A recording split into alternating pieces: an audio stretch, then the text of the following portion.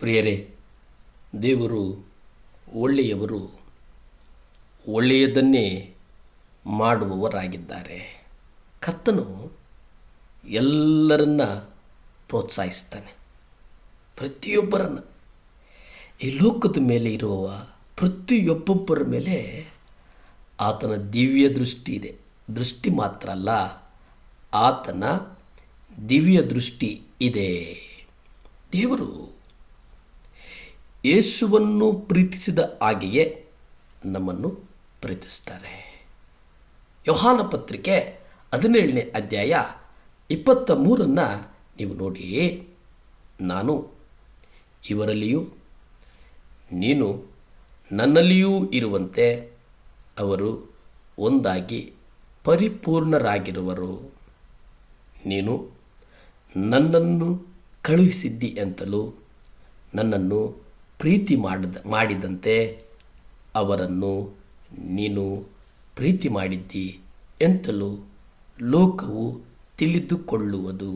ಪ್ರಿಯರೇ, ಇಲ್ಲಿ ಗಮನಿಸಿ, ನಾನು ಇವರಲ್ಲಿಯೂ ನೀನು ನನ್ನಲ್ಲಿಯೂ ಇರುವಂತೆ. ಅಂದರೆ ನೀನು ನನ್ನನ್ನು ಪ್ರೀತಿಸಿದಂತೆ ಅವರನ್ನು ಪ್ರೀತಿಸಿದ್ದೀಯ. ಸತ್ಯವೇದದಲ್ಲಿ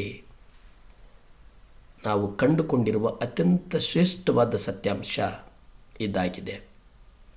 ಇದು ನಮ್ಮನ್ನು ಒಬ್ಬ ಭರವಸೆ ಇಲ್ಲದ ಮಂಕಾದ ವಿಶ್ವಾಸಿಯಿಂದ ದೇವರ ಸಂಪೂರ್ಣ ಭದ್ರತೆಯನ್ನು ಹೊಂದಿರುವ ವಸ್ತುನಿಷ್ಠವಾದಂಥ ಒಂದು ಮಾದರಿಯನ್ನು ಸೂಚಿಸುತ್ತದೆ. ಒಂದು ಕರ್ತನಲ್ಲಿ ಆನಂದಿಸುವ ವ್ಯಕ್ತಿಯನ್ನಾಗಿ ಮಾರ್ಪಡಿಸಿದೆ. ದೇವರು ನಮ್ಮನ್ನು ಪ್ರೀತಿಸುತ್ತಾರೆಂದು ಸತ್ಯವೇದದ ಹಲವಾರು ವಚನಗಳು ನಮಗೆ ತಿಳಿಸುತ್ತವೆ. ಆದರೆ ಕೇವಲ ಈ ಒಂದು ವಚನ ದೇವರ ಪ್ರೀತಿಯ ಗಾತ್ರ ಎಷ್ಟೆಂದು ನಮಗೆ ತೋರಿಸುತ್ತದೆ.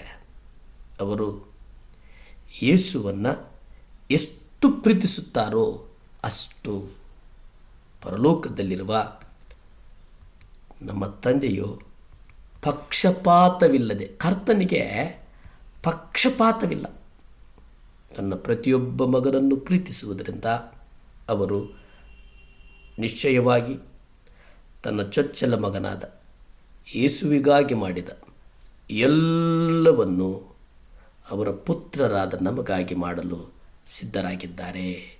ಅವರು ಯೇಸುವಿನ ಸಹಾಯವನ್ನು ಒದಗಿಸಿದ ಹಾಗೆಯೇ ನಮಗೂ ಸಹಾಯವನ್ನು ನೀಡುತ್ತಾರೆ. ಅವರು ಯೇಸುವನ್ನು ನೋಡಿಕೊಂಡಂತೆಯೇ ನಮ್ಮನ್ನು ಸಹ ನೋಡಿಕೊಳ್ತಾರೆ. ಅವರು ಯೇಸುವಿನ ಪ್ರತಿದಿನದ ಕಾರ್ಯಕ್ರಮವನ್ನು ಯೋಜಿಸುವುದರಲ್ಲಿ ಆಸಕ್ತಿ ವಹಿಸಿದಂತೆಯೇ ನಮ್ಮ ದಿನನಿತ್ಯದ ಕಾರ್ಯಗಳನ್ನು ನಿಯೋಜಿಸುತ್ತಾರೆ. ಅಂದರೆ ದೇವರು ಯಥಾರ್ಥರಾದಂಥ ಜನರಲ್ಲಿ ಹರ್ಷಿಸ್ತಾರೆ. ಕರ್ತನು ಒಂದು ನಿರ್ದಿಷ್ಟ ಉದ್ದೇಶಕ್ಕಾಗಿ ಭೂಮಿಗೆ ಕಳುಹಿಸಲ್ಪಟ್ಟಂತೆಯೇ ನಾವು ಸಹ ಈ ಭೂಮಿಗೆ ಬಂದಿದ್ದೇವೆ. ಕರ್ತನು ನಮಗಾಗಿ ಒಂದು ಯೋಜನೆಯನ್ನು ಇಟ್ಟಿದ್ದಾರೆ. ಒಂದು ಯೋಜನೆಯನ್ನು ನಮಗಾಗಿ ಇಟ್ಟಿದ್ದಾರೆ ಕರ್ತನು. ನಾವು ಸಹ ವೈಯಕ್ತಿಕವಾಗಿ ನಾವು ನಂಬಿದರೆ ಅದು ಹಾಗಾಗ್ತದೆ. ಯಾಕೆಂದರೆ ದೇವರ ವಾಕ್ಯವನ್ನು ನಂಬದೇ ಇರುವವನಿಗೆ ಯಾವುದು ನಡೆಯುವುದಿಲ್ಲ. ಅಂದರೆ ದೇವರ ವಾಕ್ಯವನ್ನು ಯಾರು ನಂಬುತ್ತಾನೋ, ದೇವರ ವಾಕ್ಯವನ್ನು ಯಾರು ಹಿಡಿದುಕೊಳ್ತಾನೋ, ದೇವರ ವಾಕ್ಯವನ್ನು ಯಾರು ನಂಬಿಕೆಯಿಂದ ನಂಬಿ ಅದರಂತೆ ನಡೀತಾನೋ ಅವನಿಗೆ ಸಮಸ್ತವೂ ಸಾಧ್ಯ. ಅವನಿಗೆ ಅದ್ಭುತಗಳ ಮೇಲೆ ಅದ್ಭುತಗಳು ನೋಡುವುದಕ್ಕೆ ಸಾಧ್ಯ. ಪ್ರಾರ್ಥಿಸಿಕೊಳ್ಳೋಣ. ಭೂಮಿ ಆಕಾಶಗಳನ್ನು ಉಂಟು ಮಾಡಿದಂಥ ಸರ್ವಶಕ್ತನಾದಂಥ ದೇವರ ಸ್ತೋತ್ರಪ್ಪ. ಈ ಮುಂಜಾನೆಯ ಸಮಯದಲ್ಲಿ ದೇವರೇ, ನಿಮ್ಮ ಪಾದದ ಸನ್ನಿಧಾನಕ್ಕೆ ಬಂದು ಪ್ರಾರ್ಥಿಸಲು ನೀವು ಕೊಟ್ಟಂಥ ಈ ಮಹಾಕೃಪೆಗಾಗಿ ಕೋಟಿ ಸ್ತೋತ್ರಗಳು ಸ್ವಾಮಿ. ವಿಶೇಷವಾಗಿ ದೇವರೇ, ಈ ಮುಂಜಾನೆಯ ಸಮಯದಲ್ಲಿ ದೇವರೇ, ಯಾರ್ಯಾರು ಭಿಕ್ಷಾಟನೆ ಮಾಡ್ತಾ ಇದ್ದಾರೋ ಸ್ವಾಮಿ, ಅವ್ರಿಗಾಗಿ ಪ್ರಾರ್ಥಿಸ್ತೇನೆ ದೇವರೇ. ಅವರನ್ನು ಸಂಧಿಸು ಸ್ವಾಮಿ. ದೇವರೇ, ಈ ಲೋಕದಲ್ಲಿ ಸ್ವಾಮಿ ಒಂದು ವರದಿ ಹೇಳ್ತದೆ ದೇವರೇ, ಅಪ್ಪ, ಕೆಲವರು ಸ್ವಾಮಿ ಭಿಕ್ಷಾಟನೆ ಮಾಡುವುದನ್ನೇ ಒಂದು ಏಜೆನ್ಸಿಗಳ ಮೂಲಕ ಅವರನ್ನು ಕರೆದು ದೇವರೇ, ಅಪ್ಪ ಪರಿಶುದ್ಧಾತ್ಮ ದೇವರೇ, ಅವರನ್ನು ಅಲ್ಲಲ್ಲಿ ಸಿಗ್ನಲ್ಗಳಿಗೆ ಬಿಟ್ಟು ಹೋಗಿ ಅಪ್ಪ ಅದೊಂದು ವ್ಯಾವಹಾರಿಕವಾದಂಥದ್ದಾಗಿದೆ ಎಂಬುದಾಗಿ ನಾವು ಒಂದು ವರದಿಯಲ್ಲಿ ನೋಡ್ತೇವೆ. ಯೇಸುವೇ, ಅವರ ಕಣ್ಣುಗಳು ತೆರೆಯಲ್ಪಡಲಿ. ನಿಮ್ಮ ರಕ್ತದಿಂದ ಅವರ ಕಣ್ಣುಗಳು ತೆರೆಯಲ್ಪಡಲಿ ಸ್ವಾಮಿ. ಯಾರ್ಯಾರು ಭಿಕ್ಷಾಟನೆಯಲ್ಲಿ ತೊಡಗಿಕೊಂಡಿದ್ದಾರೋ ಅವರ ಹೃದಯಗಳನ್ನು ಮುಟ್ಟು, ಅವರ ಹೃದಯಗಳನ್ನು ಮುಟ್ಟು.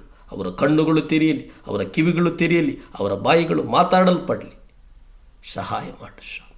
ಯೇಸುವೇ, ಸಹಾಯ ಮಾಡು. ಪರಿಶುದ್ಧಾತ್ಮನೇ, ಸಹಾಯ ಮಾಡು. ನಿಮ್ಮ ರಕ್ತ ಚೆಲ್ಲಲ್ಪಡಲಿ ಸ್ವಾಮಿ. ಯೇಸುವಿನ ನಾಮದಲ್ಲಿ ಬೇಡ್ತೇನೆ ತಂದೆ. Amen, amen. ಹಲ್ಲೆಲೂಯಾ.